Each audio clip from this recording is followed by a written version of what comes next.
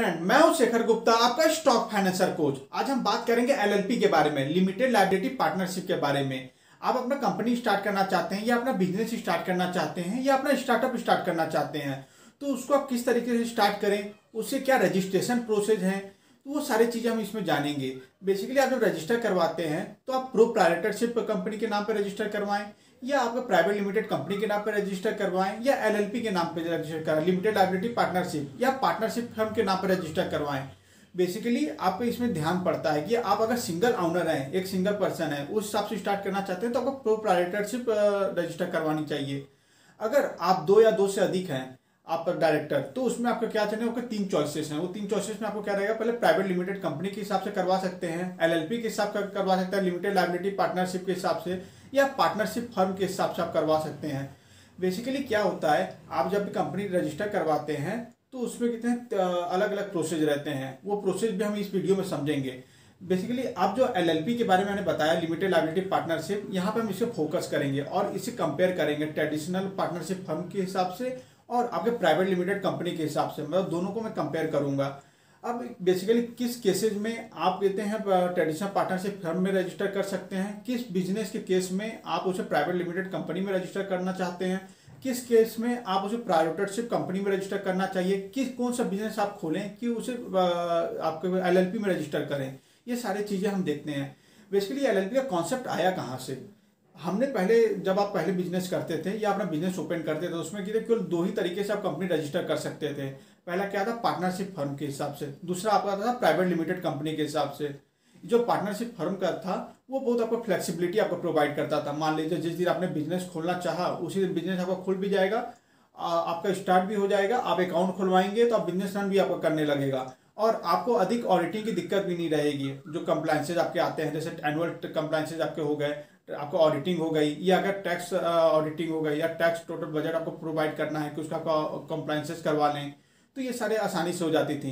पर जो हमारा प्राइवेट लिमिटेड कंपनी की थी उसमें कंप्लायंसेस बहुत हाई होती थी, मतलब कि उसमें आपको थोड़ा मुश्किल तो देना पड़ता था, तो कितना भी टर्नओवर हो जाए आपको कंप्लायंसेस तो करवाना ही पड़ता था।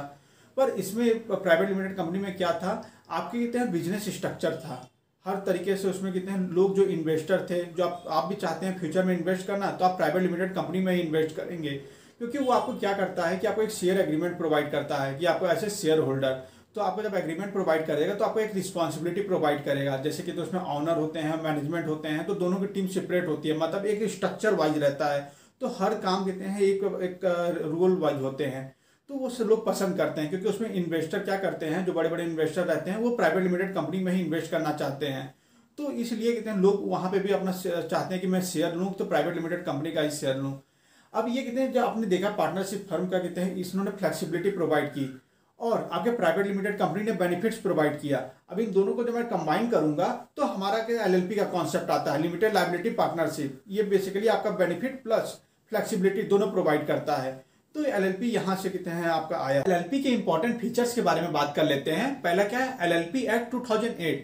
जो एलएलपी को गवर्न करता है जो एक्ट, वो होता है एलएलपी एक्ट 2008। जैसे पार्टनरशिप फर्म एक्ट आपको प्रोवाइड किया गया था पार्टनरशिप एक्ट 1932 में, तो उसमें टोटल कितने हर चीजें रूल्स एंड रेगुलेशन उसमें बताई गई थी। जिस हिसाब से आपका प्राइवेट लिमिटेड कंपनी के लिए एक एक्ट लाया गया था, कंपनी एक्ट 2013, उसमें भी सारे रूल्स एंड रेगुलेशन लाए गए थे कि किस तरीके से गवर्न किया जाएगा। उसी हिसाब से एलएलपी के लिए भी एक्ट लाया गया था, एलएलपी एक्ट 2008। इसमें सारे रूल्स एंड रेगुलेशन थे।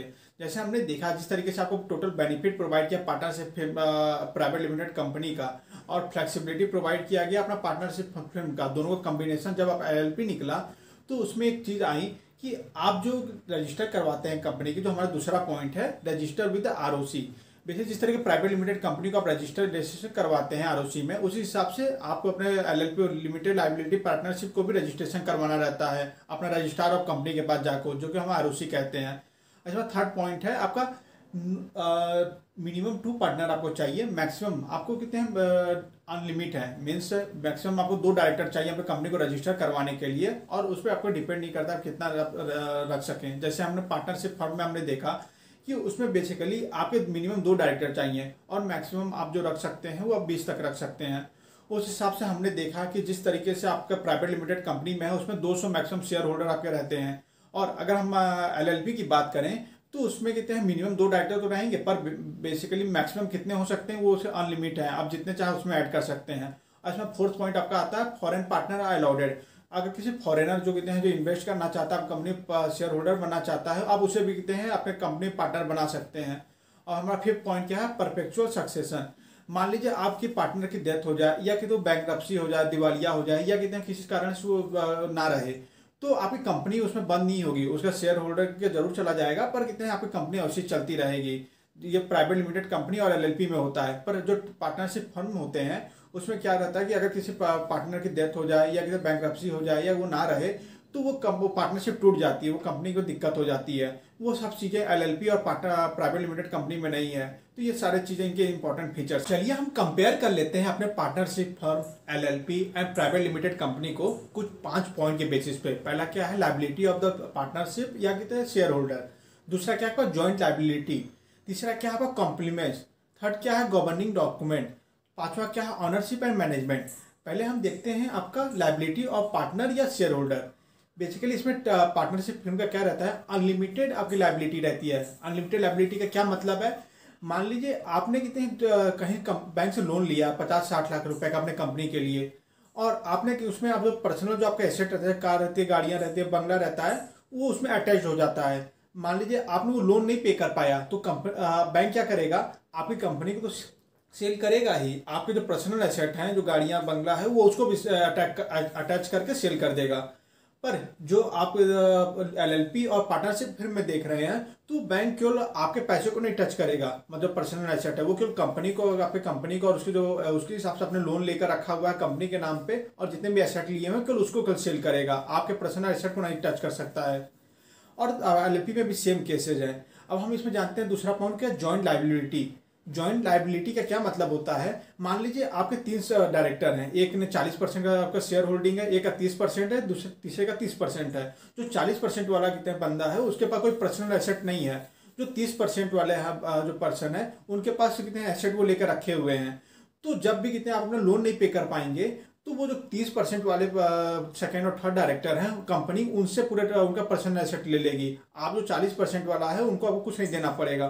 पर अगर मैं एलएलपी और प्राइवेट कंपनी की बात करूं, तो उसमें कितने ऐसा नहीं है, आपको कितने ऐसा नहीं कि आपको 40% का शेयर होल्डिंग है तो आपको 70% का टोटल देना पड़ेगा। जैसे इसमें 30% वाले को भी टोटल पे करना पड़ा था, उसमें जितना आपका 40% का है उतना 40% का ही आपको पे करना पड़ेगा, वो उसमें डिफरेंसेज नहीं है। अब हमारा जो तीसरा पॉइंट जान लेते हैं, वो कंप्लायंसेज रहता है। मीन्स आप कितना आरओसी करवा रहे हैं या ऑडिट करवा रहे हैं कि नहीं, अपना कितना टैक्स पे कर रहे हैं, वो सारी चीजें देखनी पड़ती हैं।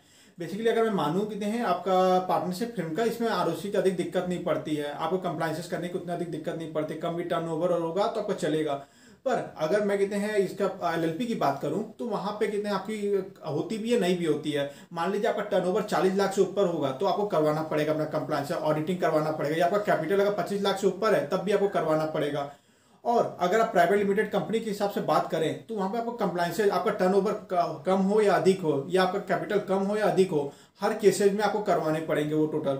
और हम जानते हैं अपना चौथा पॉइंट क्या है, गवर्नेंस डॉक्यूमेंट। जो गवर्निंग डॉक्यूमेंट क्या क्या लगते हैं, जो हमारे पार्टनरशिप फिर्म में रहते हैं, उसमें आप जो आपने देखा होगा सेल डीड जो साइन होती है, जो डीड एग्रीमेंट होता है, पार्टनरशिप डीड होती है, वो आपकी चल जाती है। और हमारा एलएलपी में क्या रहता है, आपका जो एग्रीमेंट साइन होता है वो लगता है। और अपना प्राइवेट लिमिटेड कंपनी में आपके जो रहते हैं, आपका एमओए, एओए और आपका एसएचए, मतलब article association, memorandum of association and share holder agreement, ये टोटल साइन होते हैं। अब हमारा पांचवा पॉइंट जान लेते हैं, वो क्या है आपका ऑनर एंड मैनेजमेंटशिप।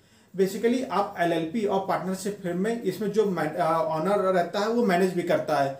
पर हमारी जो प्राइवेट लिमिटेड कंपनी रहती है उसमें कितना आपका ऑनर अलग रहता है। जैसे ऑनर का एबीसी रहेगा तो आपका जो मैनेजमेंट रहेगा वो XYZ रहेगा, मतलब दोनों डिफरेंट रहते हैं, मतलब एक स्ट्रक्चर वे रहता है उसमें। अब हम जानते हैं बेसिकली किस तरीके से कौन सा बिजनेस आप यूज कर रहे हैं, तो उसमें कौन सी कंपनियों में आपको रजिस्टर करवाना चाहिए। अगर आप पार्टनरशिप फर्म यूज कर रहे हैं तो उसमें क्या है, आपका फैमिली जो बिजनेस है, आपका ग्रोसरी स्टोर है, या आप कुछ भी अपना स्टार्ट कर रहे हैं, तो उसमें आप स्टार्ट कर सकते हैं स्मॉल फैमिली बिजनेस में। आपका जो पार्टनर बनाएंगे तो उससे अपना रिलेटिव, फ्रेंड या किसी को बना सकते हैं जिस पर आप भरोसा रख सकते हैं।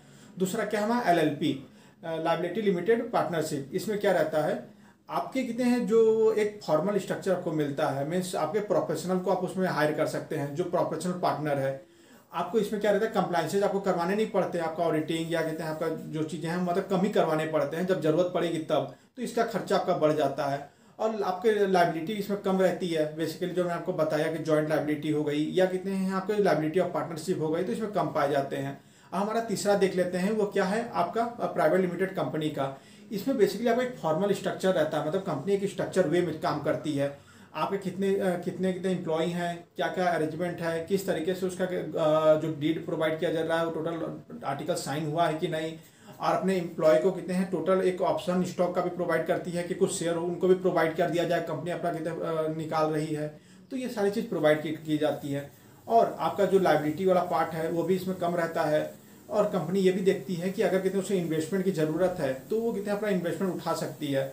आप जैसे अपना जो बड़े बड़े वेंचर कैपिटलिस्ट हो गए, प्राइवेट इक्विटी हो गए, वो भी इसमें इन्वेस्ट करना पसंद करते हैं, क्योंकि वो जानते हैं कि ये क्योंकि इसमें आप स्टॉक मार्केट में आप इसे लिस्ट कर सकते हैं। जैसे उसको मैंने बताया था LLP वाला के आपको स्टॉक मार्केट में लिस्ट करने में तो दिक्कत होगी, पर ये प्राइवेट लिमिटेड कंपनी कितने आप स्टॉक मार्केट में लिस्ट कर सकते हैं, वहाँ से आप पैसे उठा सकते हैं। या बड़े बड़े इन्वेस्टर क्या रहते हैं, वो देखते हैं कि आपका कंपनी एक फॉर्मल स्ट्रक्चर है, उसमें हर चीज़ मैनेजमेंट, आपका ऑनरशिप अलग है, मैनेजमेंट अलग है, तो वो सारी चीज़ें जब वो देखते हैं कि एक स्ट्रक्चर वे में चल रहा है तो वो उसमें इन्वेस्ट करते हैं। वो जानते हैं कि आपको कितना परसेंट आपको मिलेगा। जैसे LLP में उसमें फॉर्मल स्ट्रक्चर नहीं था, या कहते हैं आपका पार्टनरशिप में एक फॉर्मल स्ट्रक्चर नहीं था, इसमें आपको फॉर्मल स्ट्रक्चर मिल जा रहा है, तो उनको पता रहेगा उनको 20% शेयर मिलेगा या कितना मिलेगा, तो आप इक्विटी शेयर के हिसाब से कितने अपना मार्केट में इसे निकाल भी सकते हैं।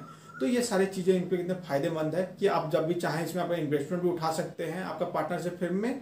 और LLP और कितने पार्टनरशिप में आपको दिक्कत होती है।